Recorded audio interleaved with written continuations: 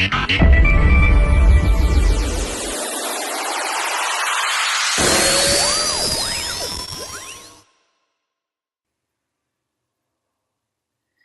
right, welcome everyone to Changemaker TV. Very honored to have the incredible Sally Anderson woo, here with us today. Thanks for joining us, Sally. Privileged to be on the show there, my friend. It's been such an incredible journey to get to know you and to, get to New Zealand and attend your incredible 3-day retreat. I got to deep dive with Sally in this incredible 3-day retreat that really is hard and fast in a incredible way. So, and now it's all systems go moving forward, which I'm really, really excited about to be collaborating and joining with you, Sally. Cool. So, it was a privilege to have you in the room. Thank you. So just a little bit of a background on Sally. She's a forefront in sustainable change, really, human and organisational transformation. And she's a world-renowned leadership coach, leadership retreat leader, facilitator, and inspirational keynote speaker, author, and master coach trainer. So her 20 years in the corporate world, together with the lessons that she's learned through her incredible apprenticeship of life, has really really inspired her to help others and really achieve sustainable change, transformation in personal and also professional areas. So, wow, what an incredible apprenticeship that you've had in your life. And because of that, we're not going to get too deep into that. If you want to learn about Sally's story, go grab her book, Free Fall. Absolutely amazing book. And she shares her story there. But I want to deep dive into 2 main areas today: forgiveness and getting clear on our vision, getting clear on what we're here for. Because so many people that I speak to just have no clue. So what about yourself? Do you hear that a lot in terms of people not knowing what it is that they want, getting blocked, clouded by all their stuff? Yeah, it's an interesting vocation because one thing we can guarantee is that if you don't know what you want, you're not going to get it. Yeah. And so human beings love confusion. And how convenient you're confused, you don't have to be responsible. So one of our models is called unrecognizable transformation. Now, most people tolerate not even getting transformation. And we have 7 billion people on the planet, and most people are disassociated from not only knowing what they want, but what they're doing on the planet. I believe legacy is the most profound conversation you can facilitate with a human being on the planet. What are you doing here? What is your DNA calling you to be in the world? Legacy is not about what you leave behind when you die. When I keynote, I ask the audience, how many of you can put your hand on your heart and know what you're doing on the planet and that you're fulfilling it every day like breath? Show of hands. Every single audience, no hands. So maybe I'm on message, because the byline of the Sally Anderson brand is that your legacy matters. So in the context of the question that you asked around vision and the unrecognizable transformation model that I spoke about, we've distinguished that there are only 6 things. We love to bring simplicity to complexity because people usually confuse the fuck out of, excuse the expression, confuse the hell out of transformation. Transformation is very simplistic. So there's 6 core things which I think will be helpful to your audience. And if you focus on these 6 key things, you can't but not be unrecognizably transformed. What do I mean by unrecognizable transformation? So I was facilitating in an audience once, and there's always a smart ass in the audience, and one of the guys said to me, if it's that unrecognizable, how do you recognize it? And I go, okay, here we go. In your current level of awareness, I will agree with you. But if you die to what I term your default level of identity, you become unrecognizable to yourself. So moment by moment by moment, we're in one of 2 states. We're either in an empowered state 1 minute or a disempowered state the next. I don't talk about positivity and negativity. No disrespect to Norman Vincent Peale, who was the grandfather of power of positive thinking. But in the personal development space specifically, positive thinking fundamentally doesn't work sometimes. It doesn't really cut it. Whereas if you talk about empowerment and disempowerment, to get any level of sustainable change, which is where I focus, if you're going to invest money to change, let's make sure it's sustainable. You need to shift people experientially. at a feeling level. So to die to this default level of identity is where people transform their complete relationship to themselves on every level. So when I talk about the default, it is a safety mechanism, very destructive, that is adopted in childhood, and then we find evidence to validate that belief. And we continue to oscillate in and out of feeling up and down, good and bad, right or wrong. We oscillate all the time as a human being. So part of the uniqueness of the education that I provide is teaching people on how to die. It's a physical death to this default level of identity, so that the new default becomes their empowered state, and they no longer need to oscillate. That takes something. And given that most people have tried a cross-section of personal development, from Avatar to Landmark to Anthony Robbins to the plethora of, and I'm not in any way, shape or form discrediting the work that's out there, but the questionable aspect is the sustainability piece. So I'm just going to run your audience through the 6 key things which I think might be helpful in this whole visioning space. Yeah, awesome. So if you don't know what you want, as in what are the inspirational goals that you're standing for in every area of your life, obviously this default will win, because you're not clear to the universe what it is that you want. And when I term the universe, that's higher power, universal force, collective consciousness, God, whatever it is your relationship is to the unknown. The second is vision, mission, purpose, and core values. So vision is the what, mission is the how, your purpose is your why, and your core values, which it does my head in the coaching industry, where coaches will elicit the conversation of values. But what's the point of understanding the values unless you call the client to account to walk their values, which is an opportunity to reinvent themselves. So the ability to be able to articulate what that vision is. If you don't know what you're doing on the planet, then obviously the default will win. That's number 2. The third is healing childhood wounds. If you haven't healed your past, it'll always be in your future.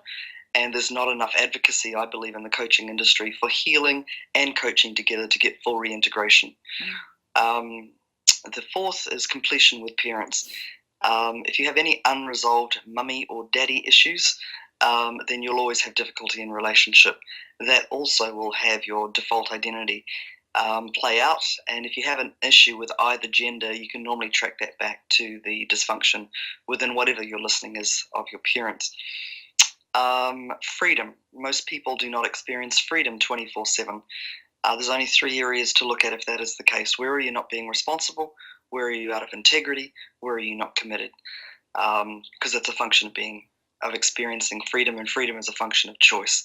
If you're not feeling free in who you are and what you say and what you do, it's because you're validating your default identity about yourself. And the 6th being payoffs cost choice. There's ontological payoffs. There's certain things that actually engender the human being to stay in this default disempowered state. They get to be right. They get to make others wrong. They get to be justified about their point of view. They get to be a victim, powerless to change the situation. They don't have to be responsible there. They get to dominate, manipulate, and control. Those are stock standard ontological payoffs that a human being gets by being dysfunctional, versus getting present to the cost of that and having a choice. So part of what we do is have people identify 0 to 5, audit yourself across those 6 things. And because if you know what you want, you know what you're doing on the planet, you've healed your past, you're complete with your parents, you're experiencing freedom, and you don't oscillate, that's a very different world. And part of the reason why people stay in confusion and don't articulate what their vision is because then their number would be up. They'd have to show up on the planet, and then you'd have to deal with being judged, assessed, and criticized, because once you show up above the parapet, people love, the naysayers love to point the finger. Yet the irony is, part of being a change maker or a change agent is being able to fall in love with everything that confronts you, that you're uncomfortable with and resistant of. Most people get off the court when they have those 3 emotions. So part of the education that I provide is to train people to go looking to be confronted, go looking to be resistant, go looking to be uncomfortable as a way of being, because there's a difference between the empowered aspect of confrontation, resistance, and uncomfortability. This is a disempowered aspect. Yeah, awesome. So in terms of getting clear on what you want, right? It's the number one thing that's required. And then all of those things, though, kind of link into that, don't they? So in order to really gain that clarity, basically you've got to get to work on yourself, clean up all of those areas, and with that, the vision is there because it's within us already, right? Well, we know what we want. I'm a true believer that what you think is, why do you think it if it's not meant? So most people won't articulate or won't follow their calling because one of my favorite quotes basically talks about, everybody thinks you're nuts until you're proven right and then you're a bloody genius. Yeah. And so part of what's sad about the power of intuition, we were born connected, we were born fearless, and we were born intuitive, and then we forgot. Your intuition is your lifeline to everything, and we don't trust it. It's like a muscle. The more you trust it, the more the intuition will kick in. Your intuition is calling you every day, and we get that tap on the shoulder, we ignore it. We get the 4x2 at the back of the head, we ignore it. And then we get the Mack truck. And the Mack truck will come depending on what your contract is in this lifetime. I believe we all have individual contracts. That's my personal belief. It's my only way of being able to understand why some people experience some things and others not. So whatever you're thinking, I have a 20-year vision bigger than Ben-Hur. Sally Anderson trying to pull off that vision, forget it. Sally Anderson co-creatively, that's a very different story. So training people to access their co-creative ability, because a lot of people say to me, gee, your vision is so big. I go, no, it's just a conversation and one I'm willing to have. Yeah, I love it. And this is the difference for me around the co-creation and really trusting and tapping into the intuition and what is within us, right? I know in my own experience for many years, I went against it, knowing that I shouldn't be doing something and did it anyway, and learned my lessons, that's for sure. But most people are doing their lives. We're called human beings for a reason, not human doing. Yeah. And we are in our human form is limited. Who we are in our co-creative form is limitless. So I am a spiritual teacher. To me, spirituality means trusting the unknown as much as you trust the known, which is why I have a passion and a drive and a sense of urgency to have the education that I've developed in the hands of those working with the human condition. Yeah, it's such a powerful and required thing that we need in this world, actually. It's massive and it's so exciting, and absolutely love just how you've put it together. It's just sensational. So what about for people out there that are thinking, where do I start with all of this, if they were to, kind of start with something themselves, where do they start? Part of the default identity is people love drama, and we call it SSD. They love the serious significancy and drama of what's not working in their lives. Personally speaking, having led a very dysfunctional life, which was part of my apprenticeship to teach the complete opposite, there ain't an aspect of dysfunction that I integrally understand, which is why confusion is so appropriate. Yeah. Because if people are confused, like for about a good 20 years, I asked people, specifically under the age of 18, kids, what do you want to do? And 100% of 20 years, 100% of every kid that I asked under the age of 18, what do you want to do? Went, I don't know. Yeah. The fact that we allow that in our schooling system is a bloody crime as far as I'm concerned. Yeah. Now, if you're over the age of 18 and you don't know what you're passionate about, you don't know what you want, you don't know where you're headed, all of that, park your ass down at a restaurant, pour yourself a glass of wine, give yourself 2 hours and work the fucker out, because nobody else can tell you that. Yeah. No, whether you're a facilitator or a coach or whatever, nobody can facilitate what you are doing on the planet. They can facilitate and partner you to unearth it, but they can't tell you what that is. That's where you come in. People find it so difficult to even articulate what it is, because then oh God, who would I be in that identity? So somebody who has been trying to lose weight for 10 years, living in a world of, I don't like this, I feel frustrated by this, or somebody who's been trying to transform their finances, same drill, are living in a world of that they think they're committed to sorting their finances out and think that they're committed to transforming their relationship to their body. So when you have a reality check with them that you love being fat and you love your finances being stuffed, that can be quite confronting. Yeah. We're in the business of self-confrontation. I can't confront you, but what I can do is get you present to the cost of what it is that you're tolerating. What would your life look like if you didn't tolerate anything that wasn't working? So being able to get somebody present to how much they do not understand the distinction between wanting something versus being committed to it. Because when you're committed to something, you die to that default level of identity. And, part of being able to assist people with getting clear on what it is that they want, getting somebody to partner you in that process is critical. Yeah. Name me one successful person who has not had support along the way to achieve not only success, but, keep transcending their level of trajectory. So a lot of people are vehement givers, they're lousy receivers, and to them support is viewed as a weakness, and so they cycle. And another year goes by, and another decade goes by, and still same old, same old. So what are some of the steps? One, identify what it is that you tolerate: relationship tolerations, financial tolerations, attitudinal tolerations, organisational tolerations, friends and family tolerations. People tolerate a lot. And again, my frustration in the coaching industry is that there's too much focus on, like project management. This is where we are today. This is what build a bridge and get to the other side. That's all very well and good, but you've got this bloody great big undercurrent that's taking you in the opposite direction, which are your beliefs. How many friggin' personal development books do you need to read that say, be careful what you think, your thoughts create your reality? Well, they bloody will do. But if you're not aware of the undercurrent, which is all of these things that you tolerate, then it usurps any best laid plan. So getting really clear on what it is that you tolerate is important. Being able to find somebody who can partner you with reference to unearthing what it is that you're doing here. But again, you need to be ready for that. So most people don't trust the unknown, which is sad because that's where the magic lives. That's where the miracles live. That's where the synchronistic events that come left wing live, which we experience as a child. And being able to facilitate a conversation with somebody to get them clear on future pacing them. It's like people are denying themselves the achievement of something because of this default identity they're not even aware of. So we're the first leadership organisation globally focusing on the sustainability element of personal and or professional transformation. It's a key missing. I've been a course junkie for 30 years, never booked a CD, a course, read it, listened to it and been to it.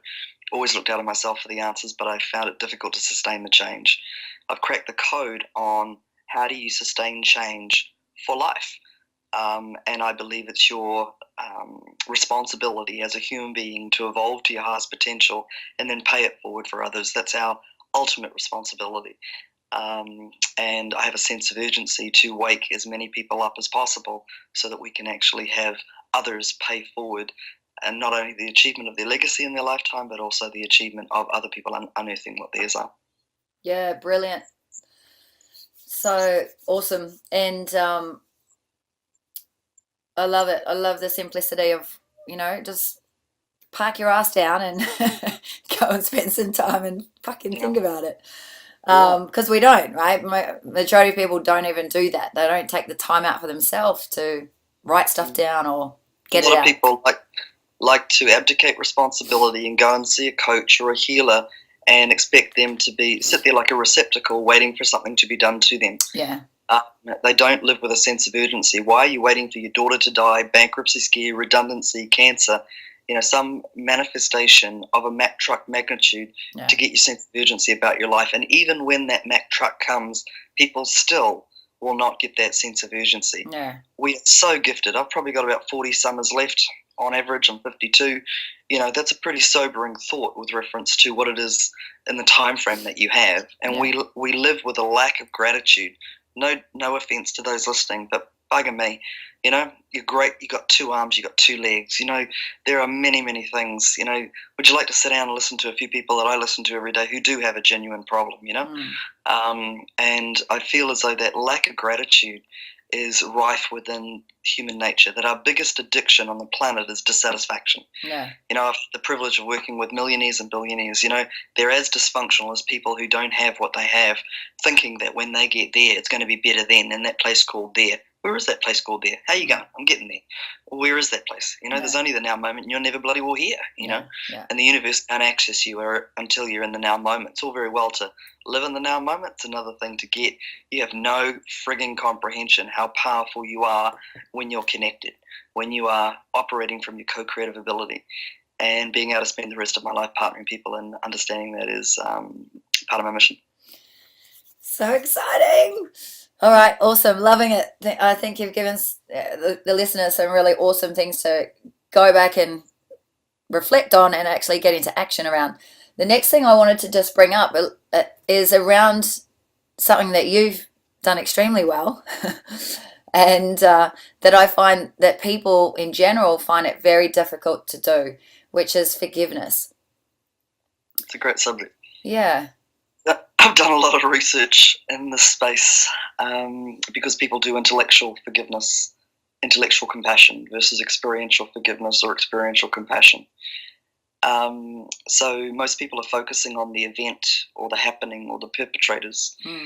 And I can understand why, when it's intellectual, why they can't have freedom from whatever has occurred. And that's relative. You know, your story is your story, my story is my story, and people have a tendency of comparing stories. The relevancy of somebody's, or the relevancy or significance of somebody's story is, completely relative to that person. Nobody has the right to compare, in my opinion. So I was interested in this whole subject of forgiveness, and of the research that I've done, nobody's speaking into what I am, and I'm not talking from my ego there. I've done the work, but 90% of the focus in everything that I've read or researched focuses on the happening, the event, or the perpetrators, with 3% focus on yourself for what was done to you. Whereas to me, I flip it.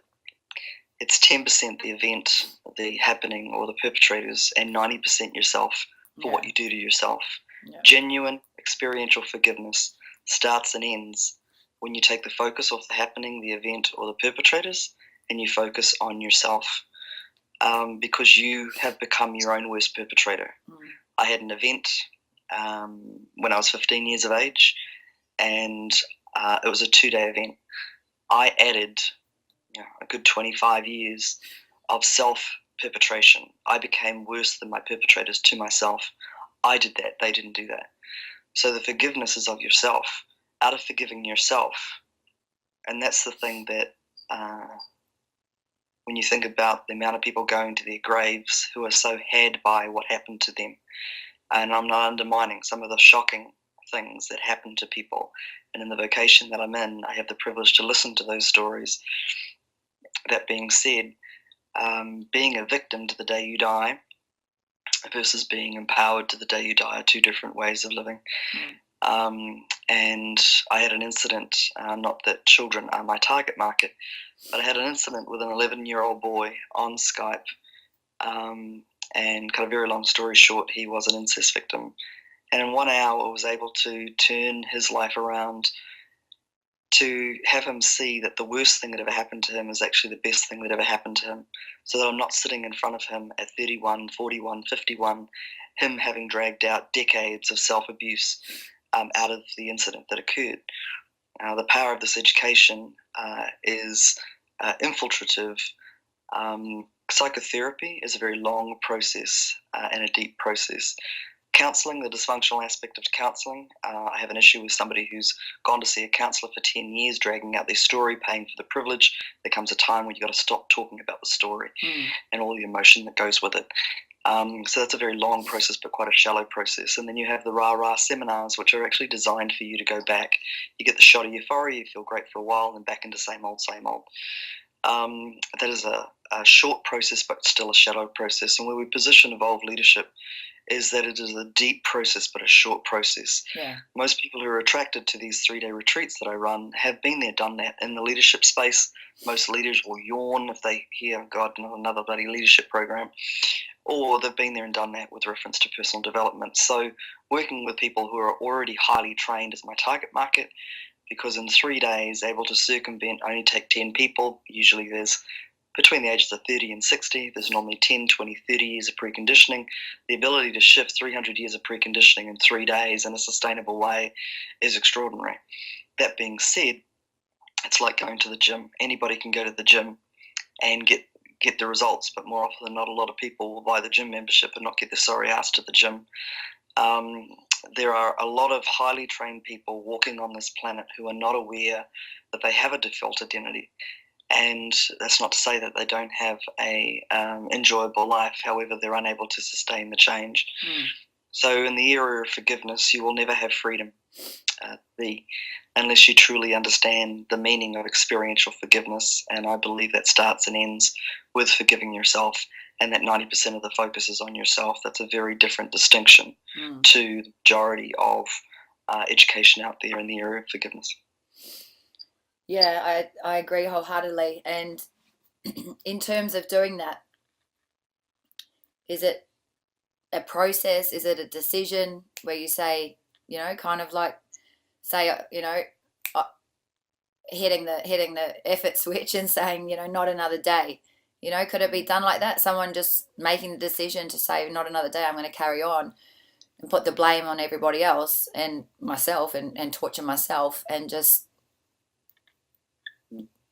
So when the distinction between coaching and healing, I mean, there's many different coaching modalities on the market. I personally have an issue with a practitioner who hasn't done the work themselves. So if you haven't done the work yourself, it's very difficult to pick it up in somebody else. If you don't understand integrally your own default behavior, you can't facilitate somebody else's.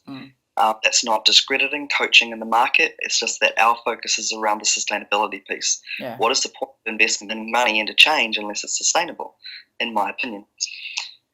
So I do not believe that you can be whole and complete as a human being, reintegrate back into being whole and complete, unless you understand the concept of healing.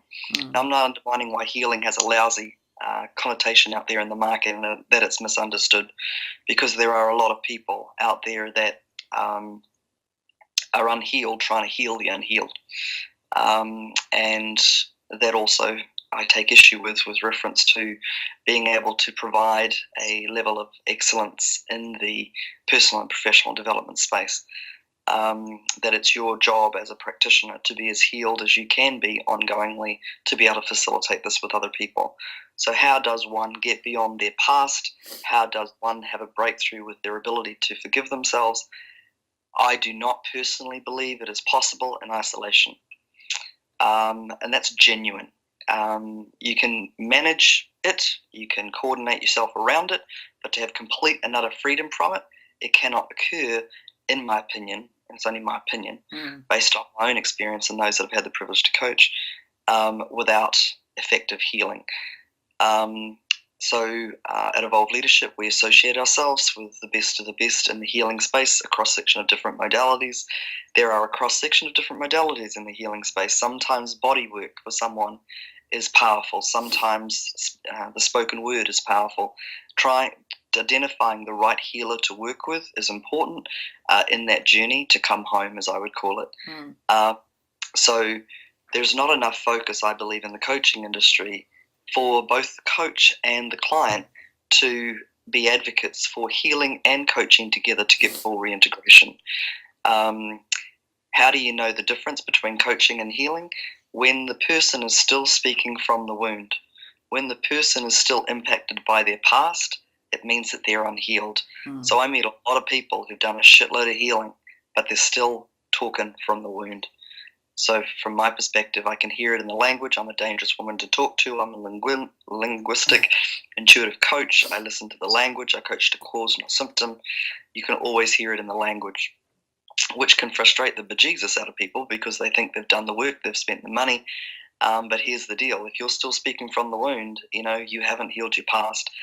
I feel very proud to be one of the most inspirational people in this space, because I have every right, considering what I have experienced and the journey that I've been on of a lifetime of trust and betrayal and trauma, and I've proven, and my past does not have me in the slightest, to be an example of what's possible for people, because life is too short to have your past in your future. Yeah, sure is. Wow, powerful stuff, Sally. It's been awesome to have this conversation with you, and I'm really excited that the people that are in my circle of influence and the people that are out there listening get the opportunity to hear you speak, because you are incredible, and you've got to go check her out. Where can people find you? First of all, I just want to acknowledge you, because being able to show up in the world to the degree that you do, be able to facilitate these types of conversations, for all of the adulation and the admiration and the respect that you show to others, including myself. the feeling is very mutual, because we too have respect for who you are, what you do on the planet, and your ability to continue to reinvent, your ability to continue to be resilient, because you and I know for sure that as an entrepreneur, many people get off the court, which is sad, because it takes something to reinvent yourself ongoingly and standing for what's possible within humanity. So from my perspective, the creator in me acknowledges the creator in you, and I have utmost respect and admiration for who you are and what it is that you do every goddamn day. Thank you so much. Appreciate that. So how can people find me? Yeah. Our website is www.evolvedleadership.com.au. We have 30 free videos on the website. They're about 3 minutes long, across a cross-section of different subjects. They're all free, so that's probably the easiest way for people to get a taste of the education.